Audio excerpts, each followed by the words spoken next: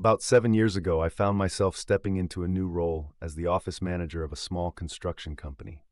Now, let me tell you, this was no ordinary office. I inherited a chaotic mess left behind by the previous manager. They were disorganized and, to be blunt, pretty much terrified of technology. I was new to this type of work, but I've always been detail-oriented. So I rolled up my sleeves and started logging everything I could get my hands on. I wanted to understand the vendor and inventory processes. Fast forward about 2 months, and the owner of the company calls me in for a meeting. He tells me he only wants to sign checks 1 day a week. Now, I don't know if that's standard practice in other industries, but in construction, it was a bit of a shock. We're talking about truck drivers who pay for their loads up front, only to wait a week for their checks. I knew this would be challenging for them, especially since some of these guys live paycheck to paycheck.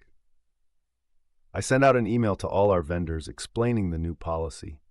Most of them were understanding, but there was one vendor who made it clear he was not happy. He called me a week later, absolutely furious because he needed his check right then and there. I calmly explained that according to our new policy, his check would be signed the next day, but that just set him off even more. He hung up on me and called my coworker, screaming about how he would only work with him from now on. Oh, really? That's how it's going to be? Now, here's the thing.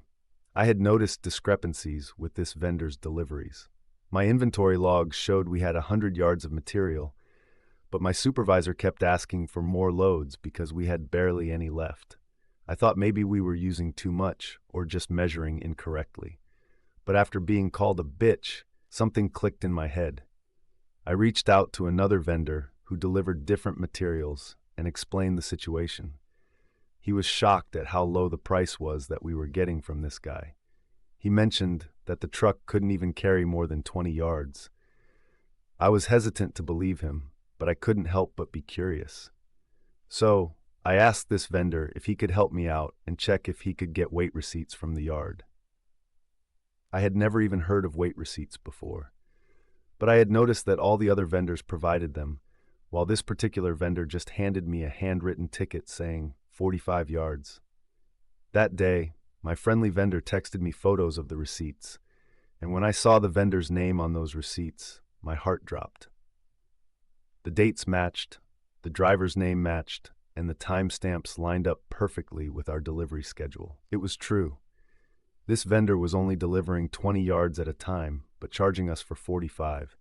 He had been overcharging us by 75 yards every single time. That's how he could offer us such a good deal. As it turned out, the previous office manager had negotiated this deal, and it was costing us tens of thousands of dollars in theft.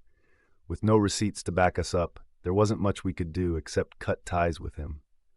I reached out to my favorite vendor, got their price, and started ordering from them instead.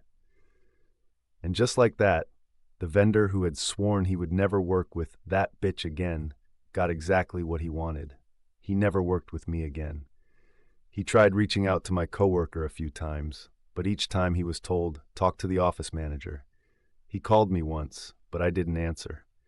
After all, he had made it clear he didn't want to talk to me. Thank goodness I'm no longer the office manager. I hated that role and rejoiced the day I could hand it over to someone else. The current office manager still follows the same check-cutting policy, but I made sure to sit her down and give her a lot more information and training than I received. And as the company has grown, we've started working with larger, more established companies that offer 30-day payment terms and credit. Interestingly, my favorite vendor ended up selling his company to one of those bigger companies. It's a bittersweet ending, but that's business for you. So, have you ever been in a situation where you had to stand your ground against a vendor? What did you do? Let me know in the comments below.